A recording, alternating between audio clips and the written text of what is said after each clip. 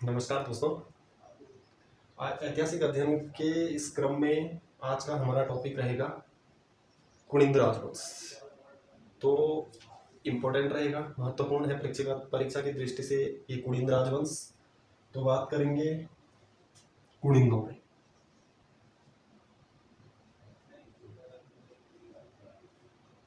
कुनिंद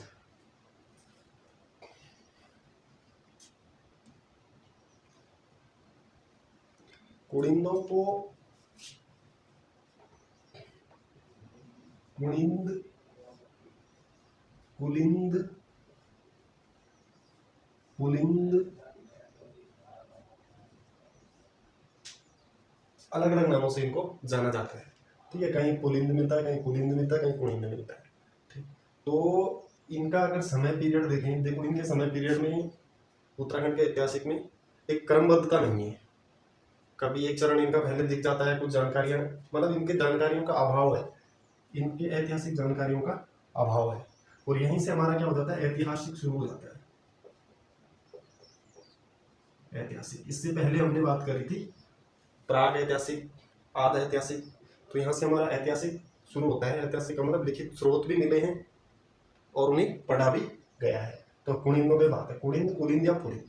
इनका जो समय पीरियड है 200 बीसी से लेके 300 एडी तक, यानी 200 ईसा पूर्व से लेके 300 ईस्वी तक के बीच लगभग इस समय पीरियड को देखें तो ये 500 साल का हो जाता है। ठीक है, तो 500 साल का ये कुनिंदों का तीसरा वाला चरण है।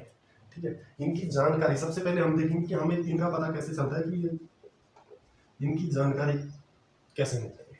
तो कुछ साहित्यिक स्रोतों से मिलती है, कुछ इनके साहित्यिक स्रोत हो गया, साहित्यिक स्रोत हो गए। ठीक है, और तुम्हारा सिक्के हो गए,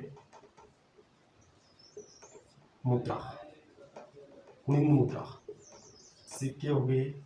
ठीक है, अभिलेख हो गए। ठीक, इस टाइप से इनसे इनकी जानकारी मिलती है। सबसे प्रामाणिक जानकारी जो मिलती है ये मिलती है सिक्कों से। और मोस्टली जो क्वेश्चन इसी से पूछे जाते हैं कि कुनिंद के सिक्के कहाँ मिले। ठीक, इनमें साहित्यिक स्रोतों में वो पांडव आए थे, तो उस टाइम में उत्तराखंड में दो जातियों का आधिपत्य था। उसमें किरात हो गया और पुलिंद हो गया। तो जो ये पुलिंद शब्द है वो यहाँ पे हो सकता है कुनिंदों के लिए ही पुलिंद कहा गया हो। ठीक है, तो इसकी जानकारी जो है महाभारत हो गई, महाभारत के वन पर्व में। ठीक है, दूसरा इसकी पाणिनि की अष्टाध्यायी, अष्टाध्यायी किसके राइटर में, पाणिनि, पाणिनि की अष्टाध्यायी से इनकी जानकारी मिलती है। तीसरा टॉलमी, ये क्या है, भूगोल, भूगोल वेत्ता है। ठीक है, भूगोल पे इनमें बात करी हुई है। तो टॉलमी भी इनकी जानकारी अपने इसमें देते हैं। वो कुलिंदों को कुलेंद्र कहते हैं, कुलेंद्र या कुलिंद्राणी। ठीक है, टॉलमी है कुलेंद्र या कुलिंद्राणी। और इनका एरिया भी बताते हैं कि ये कहाँ से कहाँ तक रहे होंगे, यानी किस क्षेत्र में निवास कर रहे होंगे। ठीक, तो दूसरा इसके बाद सिक्के, इससे तो काफी प्रमाणिक जानकारी इनकी मिलती है। और अभिलेख में हो गया आपका कालसी का अभिलेख। कालसी अभिलेखों में भी मौर्य शासक अशोक का ये कालसी अभिलेख, इसमें भी कुनिंदों की जानकारी मिलती है। अभी हम इनको डिटेल से देखेंगे। ठीक, तो ये इनकी जानकारियां हैं।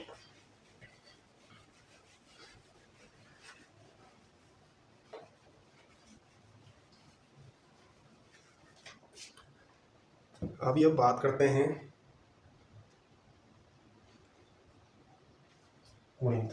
इनका जो सबसे मोस्ट क्वेश्चन रहता है यूपी ट्रिपल एससी का, उत्तराखंड की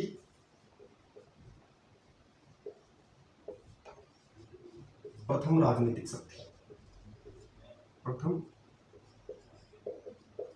राजनीतिक शक्ति या राजवंश।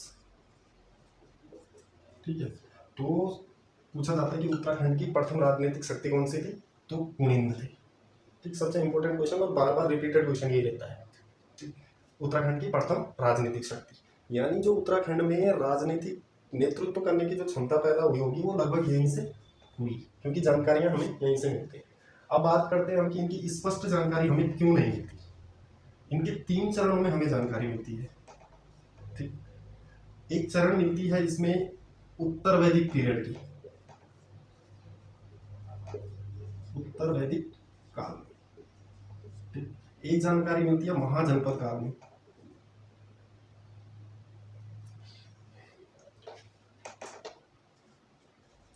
महाजनपद काल में। ठीक है, और एक जानकारी हमें बाद में मिलती है जो ये तृतीय चरण का चरण, ये सिक्कों वाली जानकारी जिससे मिलती है, सिक्के या मुद्रा। ठीक है, अब देखेंगे, बात करेंगे उत्तर वैदिक काल की जो जानकारी कैसे मिलती है। हमने कहा था कि महाभारत के वन पर्व में, अब महाभारत का वन पर्व जो है वो उत्तर वैदिक पीरियड का है। ठीक, क्योंकि वैदिक पीरियड कब से है, 1500 से लेके 1000 ईस्वी तक, 1000 ईस्वी से 600 ईस्वी पर। तो इसकी जो बात होती है वो 1000 ईसा पूर्व से लेके 500 ईसा पूर्व तक। ठीक, और इसमें जानकारी मिलती है महाभारत के वन पर्व से, वन पर्व से, महाभारत के वन पर्व से। क्योंकि महाभारत में वन पर्व में बताया गया है कि पांडवों जब उत्तराखंड आए थे तो वहां पे कौन से थे, एक राजा था सुबाहु, जो क्या था, पुलिंदों का राजा था। ठीक, तो यहाँ से हमें क्या मिली, पुलिंद, पुलिंदों का राजा कौन था, सुबाहु, और जिसकी राजधानी क्या थी, सुबाहुपुर, श्रीनगर क्षेत्र। ठीक है, तो यहाँ से इतना ही जानकारी मिलती है, इसीलिए क्रमबद्धता नहीं है जानकारी में, यानी अगर 1000 से 500 ईस्वी में मिलती है तो उसके बाद और जानकारियां नहीं मिल पाती है। ठीक है, दूसरी जानकारी मिलती है इसकी महाजनपद टाइम पीरियड में। अब महाजनपद का टाइम पीरियड है जब भारत में क्या था, 16 अलग अलग जनपदों में विभाजित हो गया था, उनमें से एक मगध था, मगध। ठीक है, मगध जनपद में मौर्य साम्राज्य, कौन था, मौर्य, मौर्य साम्राज्य संस्थापक कौन था इसका, चंद्रगुप्त मौर्य। इसको थोड़ा डिटेल में देखते हैं।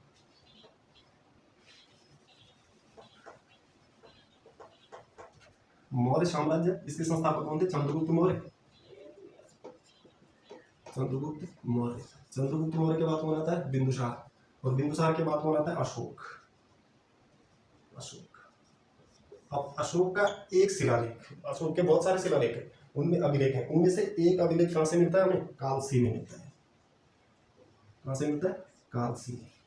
ठीक, अब देखो ये जो मगध, ये मौर्य वाला जो मौर्य शासन पीरियड था, ये 324 ईसा पूर्व की बात करता है। ठीक, लेकिन कब तक चलता है, 187 या ईसा पूर्व तक है ये। ठीक है, 187 ईसा पूर्व तक। और जब अशोक का समय पीरियड रहा होगा, कालसी का अभिलेख लिखा गया होगा, तो कालसी के अभिलेख में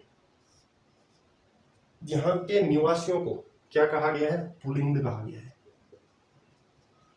तो इससे भी स्पष्ट होता है कि यहाँ पे कौन सी जाति या कौन सा वंश चल रहा होगा, पुलिंद चल रहा होगा। ठीक है, तो अशोक का अभिलेख से भी पुलिंदों की पुष्टि होती है, किसमें, महाजनपद पीरियड में। अब ये महाजनपद पीरियड का अगर हम बात करते हैं इसकी, तो ये लगभग 500 ईसा पूर्व से लेकर चल जाओ आप 200 ईसा पूर्व तक। तो एक जानकारी यहाँ मिलती है इसको। मध्यवर्ती कुनिंद भी बोल सकते हैं इनको, पूर्ववर्ती कुनिंद भी बोल सकते हैं, मध्यवर्ती कुनिंद भी बोल सकते हैं, और परवर्ती या बाद के कुनिंद भी बोल सकते हैं। अब बात करते हैं, दो जानकारियों से स्पष्ट होता है, इसलिए सिर्फ इतना ही जानकारियां मिलती है इनके बारे में। इसके बाद बात करते हैं तृतीय चरण की।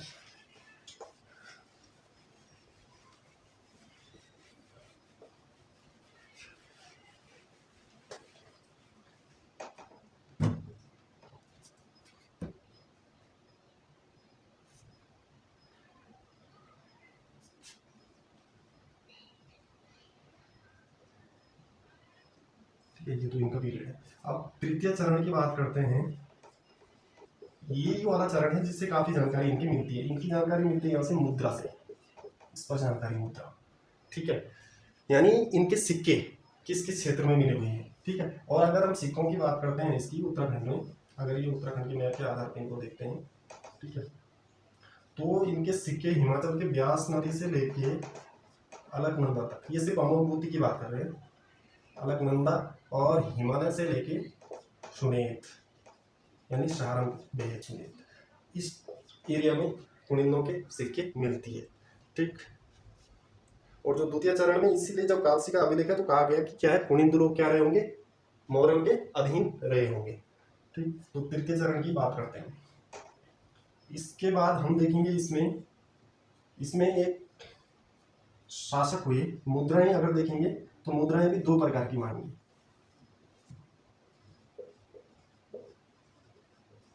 पूर्ववर्ती मुद्रा और परवर्ती मुद्रा।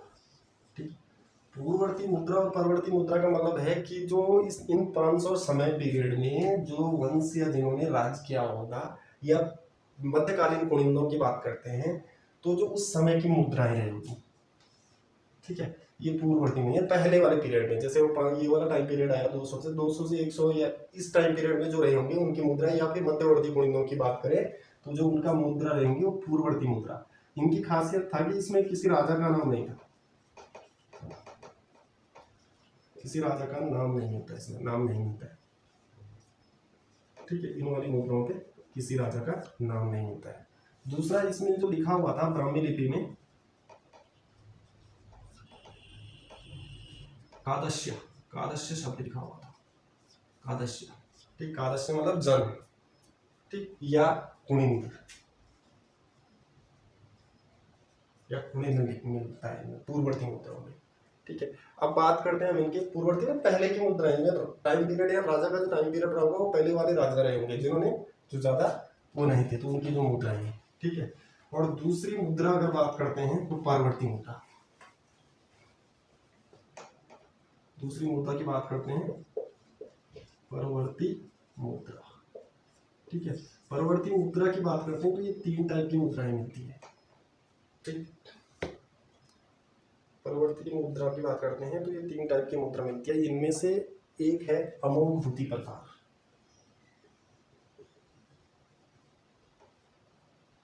अमोघ भूति प्रकार, ठीक, एक में पहला अमोघ भूति प्रकार, दूसरा अल्मोड़ा प्रकार,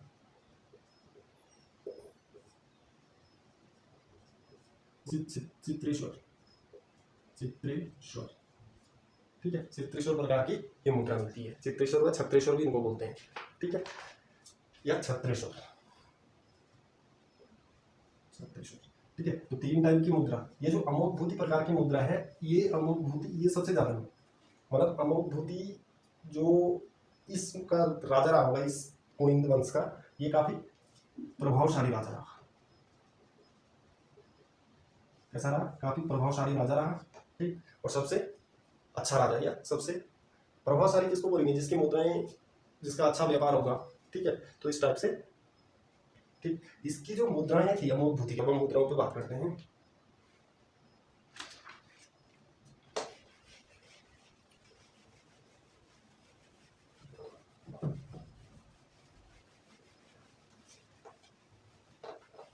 फर्स्ट मुद्रा होगी अमोघ भूति प्रकार, अमोघ भूति मुद्रा। ठीक है, तो इस मुद्रा में क्या था? अमोघ भूति इनका एक राजा था।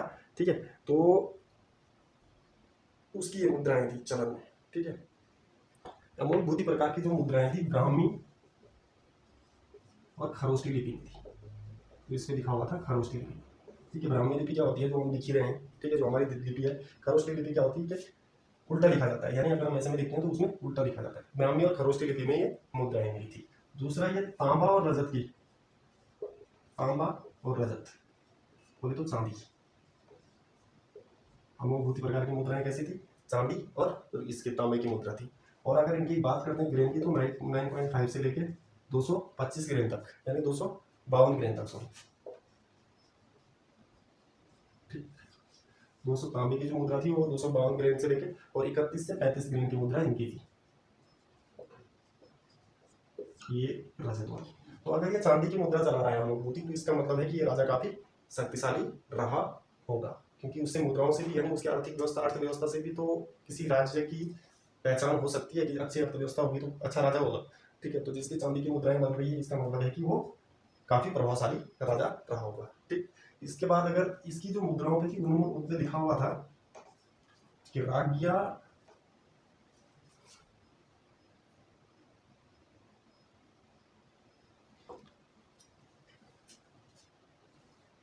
राज्ञा कुनिन्दस्य अमोघ भूतिश, अमोघ भूति राजा कुनिन्दस्य अमोघ भूतिश महाराजस। ठीक, ये जो अमोघ भूति प्रकार की मुद्राएं थी उस पर ये लिखा हुआ था, इसलिए पता चलता है कि अमोघ भूति की मुद्राएं रहा होगा। ठीक है, अमोघ भूति की जो मुद्राओं में था, इसमें यूनानी प्रभाव था, यूनान का प्रभाव था। कैसा था? यूनानी प्रभाव। ठीक। और इस मुद्रा पे जो चित्र मिलते थे, चित्र यानी जो इस टाइप की मुद्रा है तो इस पे जो अंदर में चित्र बने हुए होते थे, ठीक है। तो उसमें क्या होता था कि नारी हो गया, स्वास्तिक हो गया, नारी हो गया, स्वास्तिक हो गया, मृग हो गया, ठीक है। नारी, स्वास्तिक, मृग या वेदिका हो गया, यज्ञ वेदिका, इस टाइप के क्या होते थे, इसमें चित्र बने हुए होते थे, किसमें, अमोघभूति प्रकार के, ठीक है। तो सबसे इंपोर्टेंट तो ये रखना है आपको, ठीक। और सबसे शक्तिशाली राजा कौन था, अमोघभूति, ठीक। कुनिंद वंश का सबसे शक्तिशाली राजा कौन था, अमोघभूति। इससे पहले भी इनके राजा रहे, अमोघ, बलभूति, घनभूति, तो ठीक है, उनका जिक्र है नहीं ज्यादा इसीलिए। तो ये है अमोघभूति प्रकार की मुद्रा। इसके बाद बात करते हैं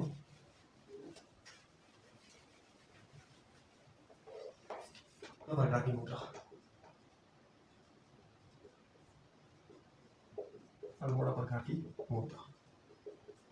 इसको अल्मोड़ा प्रकार की बोला गया क्योंकि ये मुद्राएं ज्यादा अल्मोड़ा से प्राप्त हुई है, तो इसलिए इसको अल्मोड़ा प्रकार की मुद्राएं बोल दिया गया, ठीक है। और ये तांबे की थी, ठीक, तांबे की थी और 119 से लेकर 327 ग्राम की थी। ये मुद्राएं कैसी थी, 119 ग्राम से लेकर 327 ग्राम की थी, ठीक है। इन मुद्राओं पे 8 राजाओं के नाम मिलते हैं, ठीक है। अल्मोड़ा प्रकार की मुद्राओं में 8 कुनिंद राजाओं के नाम मिलते हैं।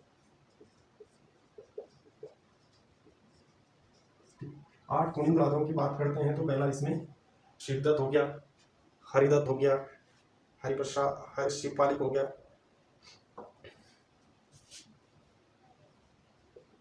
शिवदत्त हो गया, हरिदत्त हो गया, शिवपालिक हो गया, शिवपालिक हो गया, चौथा मगध, क्या मगधस हो गया, ठीक। पांचवा आपका मगधस हो गया, शिवरक्षित हो गया, सौमित्र हो गया, शिवरक्षित हो गया, ठीक है। छठा सौमित्र हो गया, सौमित्र या गौमित्र भी बोलते हैं, सौमित्र हो गया, गौमित्र हो गया, आसिक हो गया,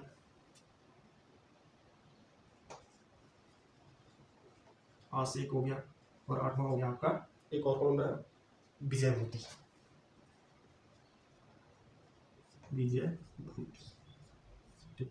तो जो अल्मोड़ा प्रकार की मुद्राएं हैं इनमें किसके नाम मिले हैं, 8 राजाओं के, कुनिंद राजाओं के नाम मिले हैं, ठीक है। इनमें से 54 मुद्राएं जो हैं कत्यूर घाटी से प्राप्त हुई है। कहां से प्राप्त हुई है, कत्यूर घाटी। ये कत्यूर घाटी है, अल्मोड़ा में है। बात करेंगे इसमें आगे, कत्यूर घाटी से काफी हिस्ट्री है तो इसमें आगे बात करेंगे कत्यूर घाटी की, ठीक है। तो यहाँ से कत्यूर घाटी में शिवरक्षित की जो मुद्रा है, किसकी, शिवरक्षित, शिवरक्षित की एक मुद्रा, ये कहाँ है, MP जोशी जी ने इसको ढूंढा और ये लंदन में ब्रिटिश संग्रहालय में, संग्रहालय में, ठीक है। किसकी, शिवरक्षित की एक मुद्रा। इन 54 मुद्राओं में बात करते हैं जो कत्यूर घाटी से बात मिली हुई है, ठीक है। 4 मुद्रा ब्रिटिश संग्रहालय में इनकी रखी गई है, 4 मुद्रा और भी जो ब्रिटिश संग्रहालय में है, ठीक है। और बात करेंगे इसके बाद, ये तांबे की मुद्रा जी सौमित्र का नाम था, ठीक है।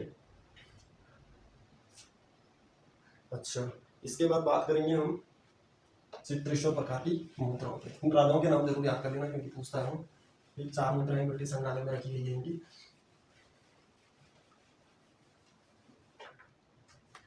छत्रेश्वर प्रकार तीसरी मुद्रा है, छत्रेश्वर या चित्रेश्वर भी इसको बोलते हैं, या अनाम प्रकार की मुद्राएं भी बोलते हैं इसको, अनाम प्रकार की मुद्रा, ठीक है। छत्रेश्वर या अनाम प्रकार की मुद्रा भी इसको बोलते हैं। तांबे की मुद्राएं होती थी और इसमें ब्राह्मी लिपि का यूज होता है, ठीक है। कौन सी लिपि का यूज, ब्राह्मी लिपि। इसके बाद इन मुद्राओं पे जो था कुषाणों का प्रभाव था, इन मुद्राओं पर किसका था, कुषाणों का प्रभाव, ठीक है। भाई इतना इसमें याद रखना कि इन मुद्राओं पर किसका, कुषाणों का प्रभाव था, ठीक। अब बात करते हैं कि उत्तराखंड में मुद्राएं मिली कहाँ कहाँ से है। ठीक, तो हमने देखा 3 प्रकार की मुद्राओं में 8 राजाओं के नाम आते हैं उसमें। ठीक है, और जो अमोघ भूति प्रकार की जो मुद्राएं हैं वो मिली हुई है आपका सुमेध से लेकर बेहद तक हिमालय। और अच्छा, अब बात करेंगे कि मुद्रा प्राप्त हुई।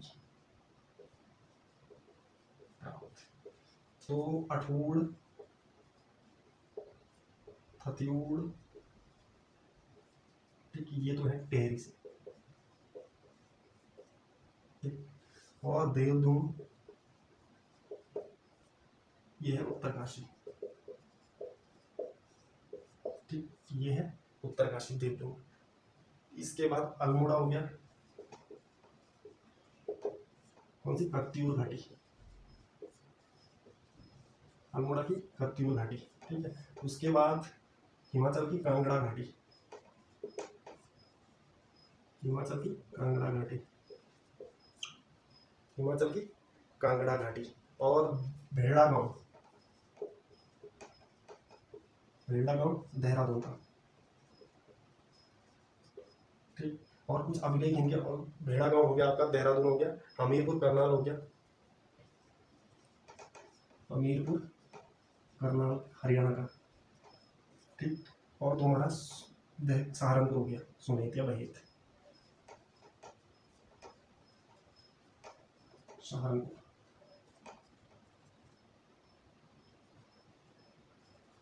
ठीक है, 3 जगहों से इसकी मुद्राएं प्राप्त हुई है। ठीक, ये जो कांगड़ा घाटी है ये तापा गांव, कांगड़ा घाटी में कौन सा, तापा गांव। ठीक है, ये हमें पूछा नहीं जाएगा। अब इन मुद्राओं के आधार पे देखो कि कुनिंद वंश जहाँ से मुद्राएं प्राप्त होगी उसका मतलब है कि उनका वहाँ व्यापार रहा होगा या फिर अधिपत्य रहा होगा, कुछ ना कुछ उनका वहाँ रहा है। तो इस आधार पे इनका अगर क्षेत्र देखा जाए तो हिमाचल से लेके आपका सुनेत बेहद से लेके पूरा काली सतलुज से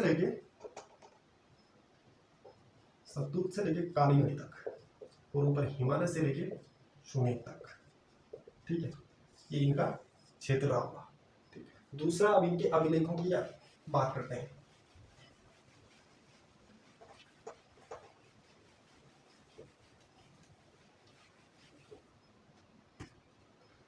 कुनिंदों के अभिलेख पहले कालसी पे तो बताया था। ठीक है, इनके अभिलेख जो है, अभिलेखों में हम अलग से बात करेंगे, जो पूरे अलग कालसी का अभिलेख हो गया, ईश्वर का अभिलेख हो गया, लाखमंडल का हो गया, उनमें अभिलेखों की एक अलग से वीडियो आएगी जिसमें मूर्ति लेख होंगे, अभिलेख होंगे, स्तंभ लेख होंगे। ठीक है, लेकिन जो इससे संबंधित है 4, अब इनसे मिले हैं 5 अभिलेख। 4 मिले हैं भरूच,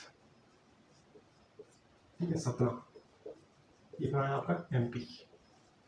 ठीक है, और एक अभिलेख मिला है इनका मथुरा, एक अभिलेख मिला है मथुरा का है यूपी में। ठीक, एक अभिलेख इनका कहाँ मिला है, मथुरा यूपी से मिला है। ठीक, कुनिंदों की जो देवी थी, अधिष्ठता देवी, नेक्स्ट ये रखना है, कुनिंदों की अधिष्ठता देवी, या जिसको ये मानते थे, देवी बोलो या देवता बोलो। ठीक है, देव भी बोल सकते हैं, देवता भी बोल सकते हैं, जिसको ज्यादा मानते थे, देवता। ठीक है, कौन थे, छत्रेश्वर। ठीक, ये छत्रेश्वर जो शिव के रूप में पूजते थे इसको, शिव के रूप में इसकी पूजा करते थे, किसकी, शिव के रूप में इसकी पूजा करते थे। ठीक, छत्रेश्वर की किसकी, शिव के रूप में पूजा। छत्रेश्वर प्रकार की मुद्राओं में त्रिशूलधारी, क्योंकि इसमें क्या है, त्रिशूल मिले हुए हैं, त्रिशूलधारी मुद्रा है, तो इसीलिए ये शिव के, इससे ये लगा, मतलब अंदाजा लगाया जा सकता है कि ये क्या रहे होंगे, शैव, शैव मत को मानने वाले होंगे।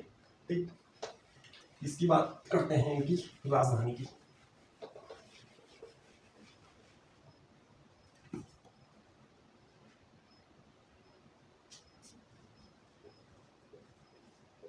राजधानी, सबसे प्रथम राजधानी थी इनकी कालकूट, कालकूट या कालकूट, ये क्या है, कालसी का नाम है, कालसी का है, देहरादून में है, वो यमुना और किसके संगम पे है, तमस नदी के संगम पर है।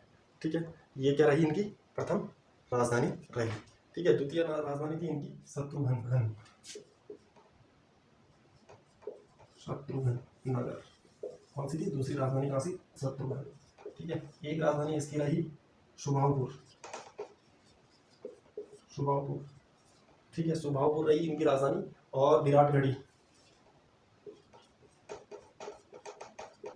विराटगढ़ी और सोमाड़ी, यहाँ से भी सिक्के मिले हुए इनके, ठीक, इनके भी यहाँ से सिक्के मिले हुए हैं, ठीक।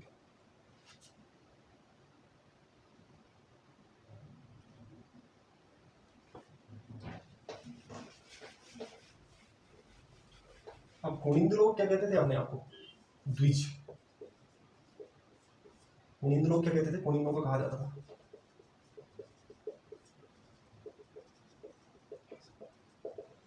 क्या कहा जाता था? द्विज, ठीक। और जो कुनिंदों के श्रेष्ठ थे, यानी जो उनके प्रधान होते थे, उनके राजा हो गए, उनको क्या बोलते थे? द्विज श्रेष्ठ, द्विज श्रेष्ठ, क्या बोलते थे? द्विज श्रेष्ठ। जो कुनिंदों के क्या होते थे? प्रधान होते थे, उनको क्या बोलते थे? द्विज श्रेष्ठ। द्विज का मतलब क्या होता है? दोबारा जन्म लेने वाला, ठीक है।